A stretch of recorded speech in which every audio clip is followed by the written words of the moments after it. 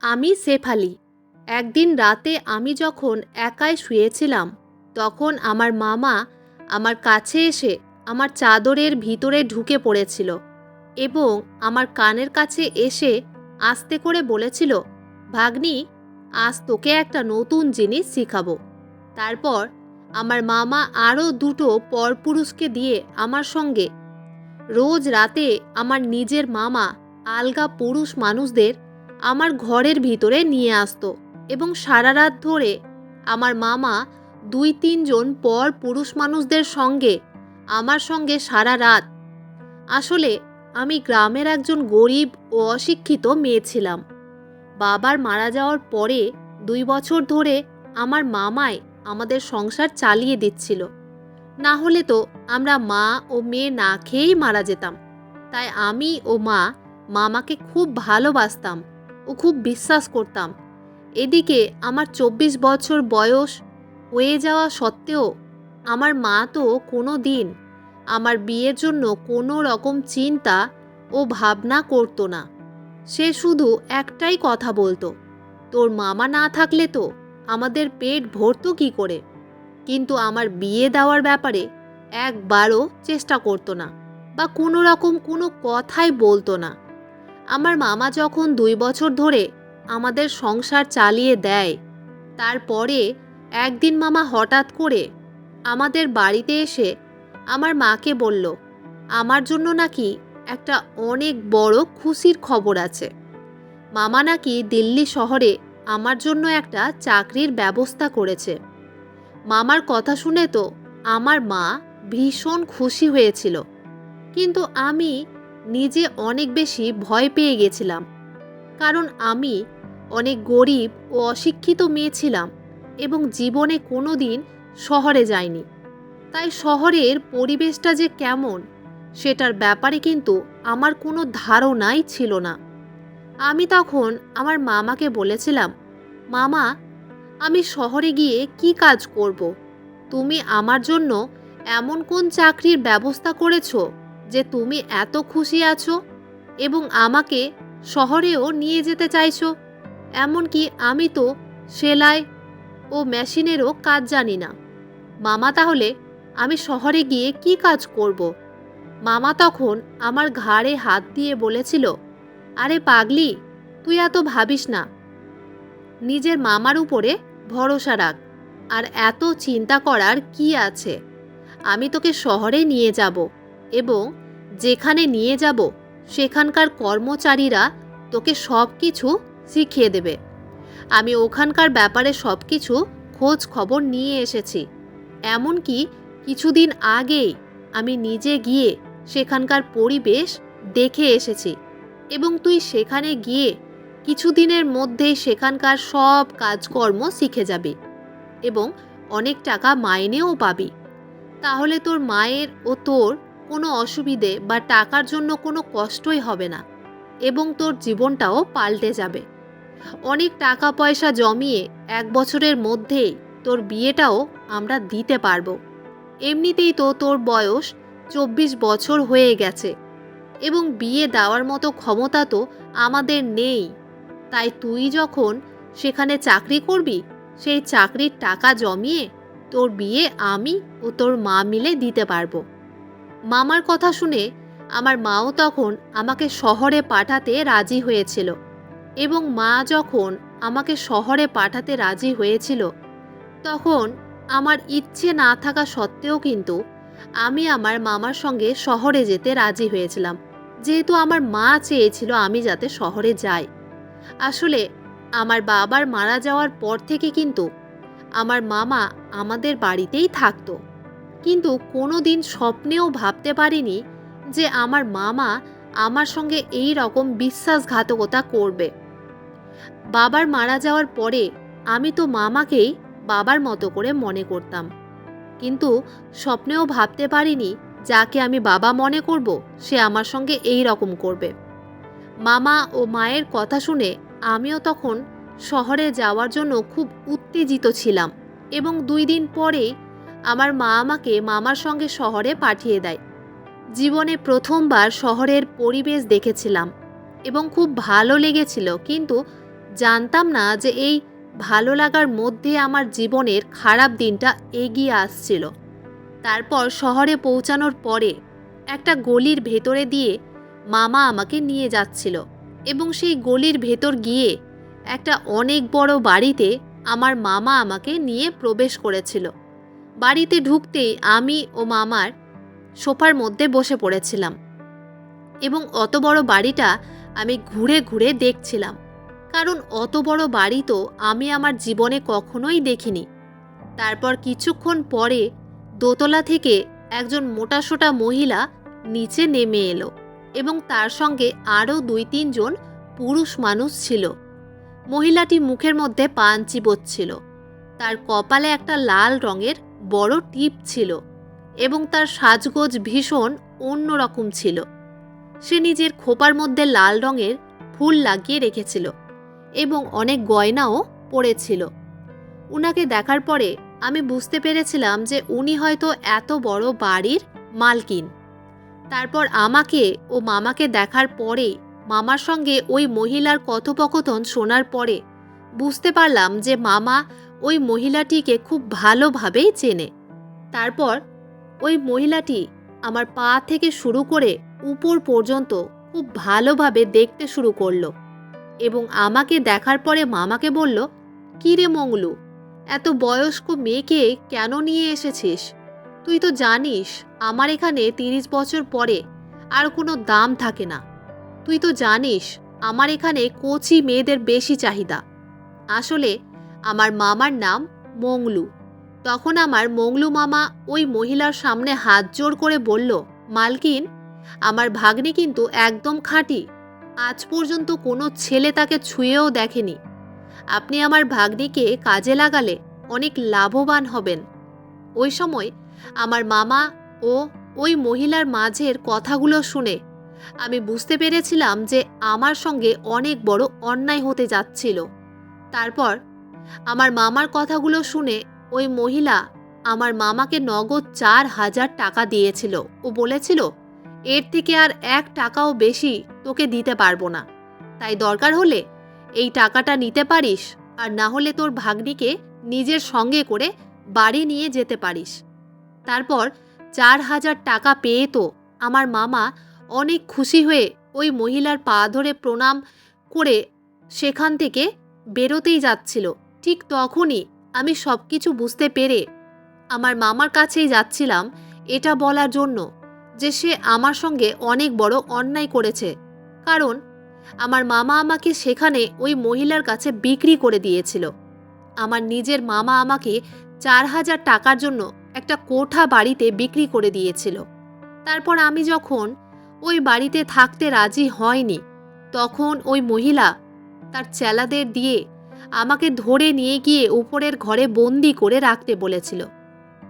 ওই সময় আমি কাঁদতে কাঁদতে মামাকে বলেছিলাম, "মামা, আমি এখানে থাকতে চাই না। আমাকে এখান থেকে বাড়ি নিয়ে চলো। তুমি আমাকে এইভাবে বিক্রি করতে পারো না। আমি বাড়ি যেতে চাই। আমাকে আমার মায়ের কাছে নিয়ে চলো। দয়া করে আমাকে এখানে ফেলে যেও না।" কিন্তু আমার মামা তো আমার দিকে আর ফিরেও তাকায়নি এবং সেখানে আমাকে রেখে চলে গেছিল। তারপর ওই মহিলাটি যখন আমাকে একটা ঘরে বন্দি করে রেখে দেয়, তখন আমি অনেক বেশি অস্থির হয়ে পড়েছিলাম নিজের বাড়ি ফিরে যাওয়ার জন্য এবং আমি ভয়ে জোরে জোরে কাঁদতেও শুরু করেছিলাম, কারণ স্বপ্নেও ভাবতে পারিনি যে আমার নিজের মামা আমাকে শহরে নিয়ে আসার পরে একটা কোঠা বাড়িতে বিক্রি করে দিবে। তারপর সেদিন সারাদিন আমাকে ওই ঘরে বন্দি করে রেখেছিল। তারপর সন্ধ্যাবেলায় ওই মহিলাটি নিজে আমার ঘরের ভিতরে এসেছিল। যে মহিলাটিকে ওই কোঠা বাড়ির সবাই কিন্তু মালকিন বলেই ডাকতো। আমি তো উনাকে দেখা মাত্রই অনেক জোরে কাঁদতে কাঁদতে উনার হাতে পায়ে ধরে বললাম, "মালকিন, আমাকে এখান থেকে বাড়ি যেতে দিন। আমি এই সব কাজ করতে পারবো না।"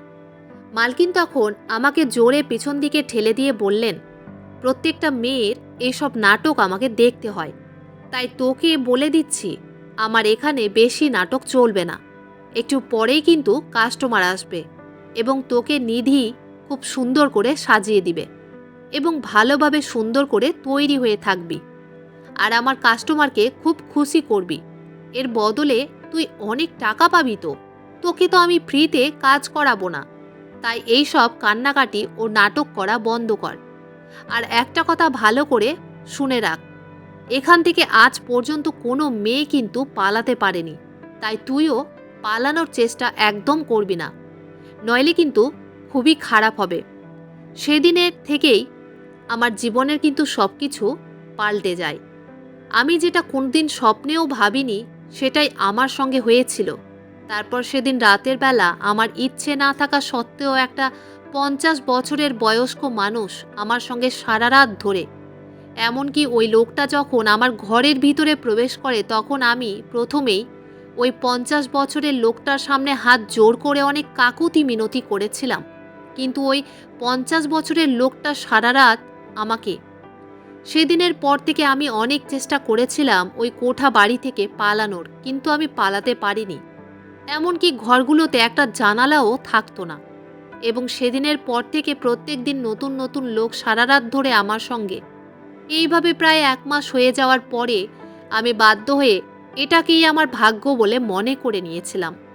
তারপর 1 মাস ওই কোঠা বাড়িতে কেটে যাওয়ার পরে মইদুল নামের একটা 35 বছরের লোক আমাকে দেখার পরে আমার সঙ্গে সময় কাটাতে চাইতো এবং সে সপ্তাহে 4 দিন করে আমাদের কোঠা বাড়িতে আসতো এবং আমার সঙ্গে সারা রাত সময় কাটাতো।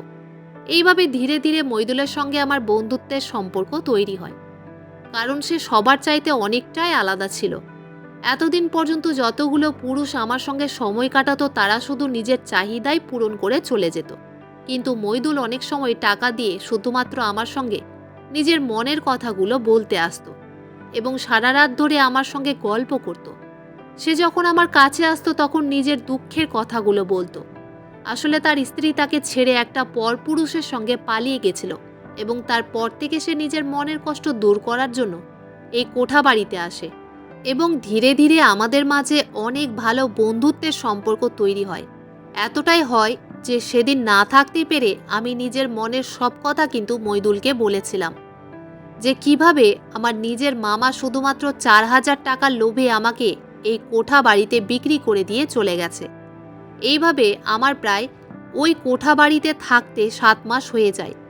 তারপর সেদিন যখন মইদুল বাবু আমাকে একটা কথা বলেছিল তখন আমিও ওই কথাটা নিয়ে অনেক ভেবেছিলাম।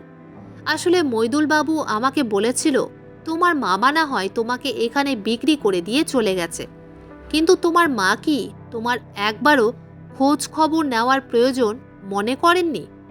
এতদিন হয়ে গেছে, তোমার মা তো তোমাকে দেখে যেতে পারত। সেদিন মইদুল বাবুর কথা শুনে আমার মনেও কিন্তু খটকা লেগেছিল। ওদিকে মইদুল বাবু অন্য পুরুষদের হাত থেকে আমাকে রক্ষা করার জন্য প্রত্যেক দিন রাতে মালকিনকে অনেক বেশি টাকা দিয়ে আমার সঙ্গে সময় কাটাতো এবং এইভাবে আমি যখন একদিন গর্ভবতীও হয়ে যাই তখন আমি খুব ভালোভাবেই জানতাম যে এই বাচ্চাটা কার, এবং গর্ভবতী হওয়ার পরে আমি আর কোঠা বাড়ির কাজ করতে পারতাম না। তারপর 10 মাস পরে যখন আমার বাচ্চা হয় তখন আমার বাচ্চা হওয়ার 1 মাস পরে আবার মালকিন আমাকে কাজে লাগিয়ে দেয় এবং আমি একটা কন্যা সন্তানকে জন্ম দিয়েছিলাম।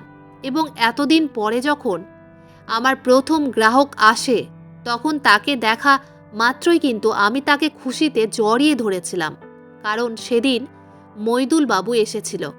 তখনও আমি তাকে এটা বলিনি যে আমার সন্তানটা তার সন্তান, কিন্তু আমি তাকে এটা বলেছিলাম যে আমি আর এখানে থাকতে চাই না, কারণ আমি খুব ভালোভাবেই জানতাম যে আমার মেয়ের বড় হওয়ার পরে কিন্তু মালকিন আমার মেয়েকেও এই নোংরা কাজে লাগিয়ে দেবে এবং তার ভবিষ্যৎটাও খারাপ করে দেবে। তাই যেমন করে হোক আমি আমার মেয়ের ভবিষ্যৎ ভালো করার জন্য সেখান থেকে পালানোর উপায় খুঁজছিলাম। এবং সেদিন আমি মইদুল বাবুকে বলেছিলাম যে যেমন করে হোক না কেন আমাকে যাতে এখান থেকে আমার মায়ের কাছে গ্রামের বাড়িতে রেখে দিয়ে আসে, তাহলে তার এই দয়া আমি জীবনে কোনো দিন ভুলব না। আমার সব কথা শোনার পরে মইদুল বাবুও আমার সাহায্য করতে রাজি হয়েছিল।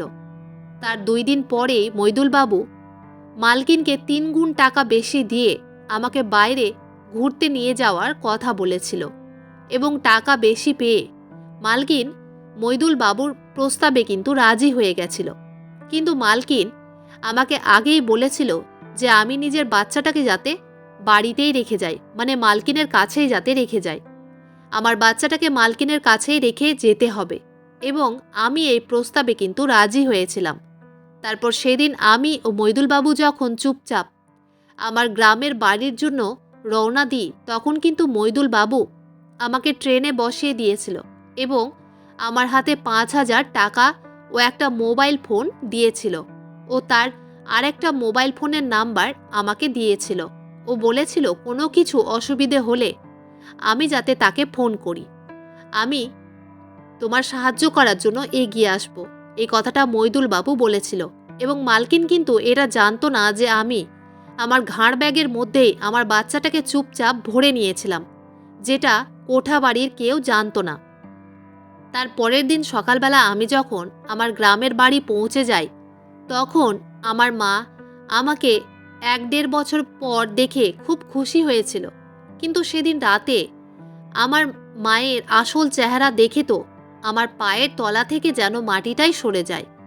যখন আমার নিজের মা আমার মামাকে ঘরের ভেতরে ডেকে আস্তে করে সব কিছু বলেছিল যে আমি কোঠাবাড়ি থেকে আমার বাচ্চা মেয়েটাকে নিয়ে পালিয়ে চলে এসেছি, তখন আমার মামা কোঠাবাড়ির ওই মালকিনকে ফোন করে সব কিছু বলেছিল।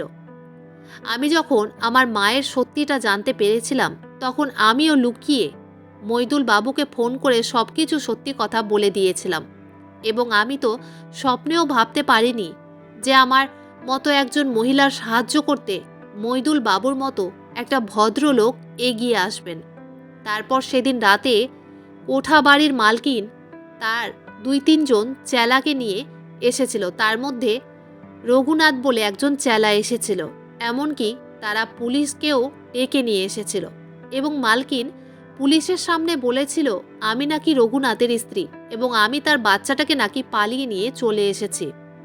কিন্তু সেদিন আমি সাহস করে সবার সামনে মুখ খুলেছিলাম এবং সেদিন মইদুল বাবুও আমার সঙ্গেই ছিল এবং সে আমাকে বলেছিল যে তুমি কিন্তু সব কিছু সত্যি কথা আজ বলে দিবে।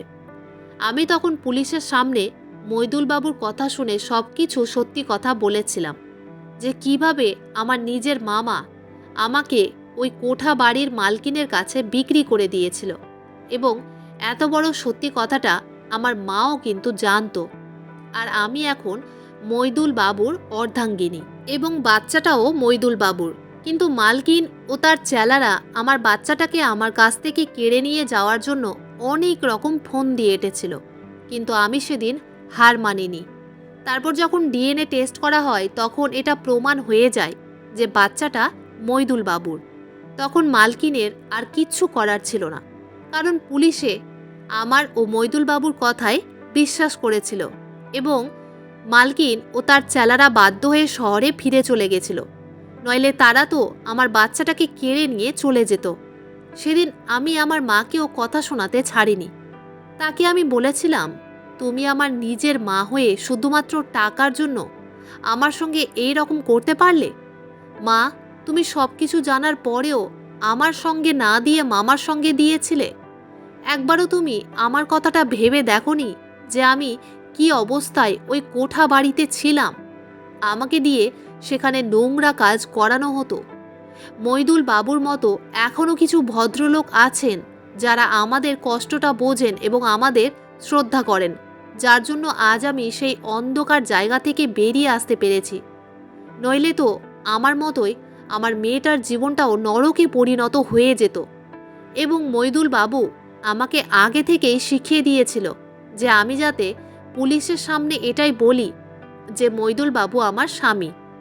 এমনকি মইদুল বাবু যখন জানতে পেরেছিল যে আমার বাচ্চা মেয়েটা তার বাচ্চা, তখন মইদুল বাবু আমার মতো একজন স্ত্রীকে বিয়ে করতে রাজি হয়েছিল এবং সেদিন কাজী সাহেবের সামনে মইদুল বাবু আমাকে কবুল করেছিলেন। আমরা জাতিতে আলাদা হলেও আমরা দুজন একে অপরকে বিয়ে করেছিলাম এবং আপনারাই একবার ভেবে দেখুন যে আমার মতো মেয়েদের কাছে জাতপাতের তো কোনো মাইনে রাখে না, কারণ যেই মানুষটা আমার ধর্মের থেকে আলাদা ধর্মের ছিল তা সত্ত্বেও আমার মতো একজন মেয়েকে সাহায্য করেছিল। তাই আমিও জাতি ধর্ম না দেখে মইদুল বাবুকে বিয়ে করেছিলাম এবং আমি নিজে হিন্দু সম্প্রদায়ের মেয়ে হয়ে আমাদের জাতির বিরুদ্ধে গিয়ে মইদুল বাবুর মতো একজন মুসলিম ছেলেকে বিয়ে করেছিলাম। কারণ ধর্মটা মানুষের আসল পরিচয় নয়, মানুষের আসল পরিচয় ও ভদ্রতা, ভালো আচার আচরণটাই হচ্ছে মানুষের আসল পরিচয়। এখন মইদুল বাবুর সঙ্গে আমি একটা আলাদা জায়গায় আছি এবং তার সঙ্গে আমি অনেক সুখে আছি এবং আমি নিজের মায়ের সঙ্গেও কোনো রকম আর সম্পর্ক রাখিনি। বন্ধুরা, আজকের গল্পটি এখানেই শেষ করছি। গল্পতে কোনো ভুল ত্রুটি থাকলে ক্ষমা করে দিবেন। গল্পটি ভালো লাগলে অবশ্যই লাইক, শেয়ার, সাবস্ক্রাইব করতে ভুলবেন না। ধন্যবাদ।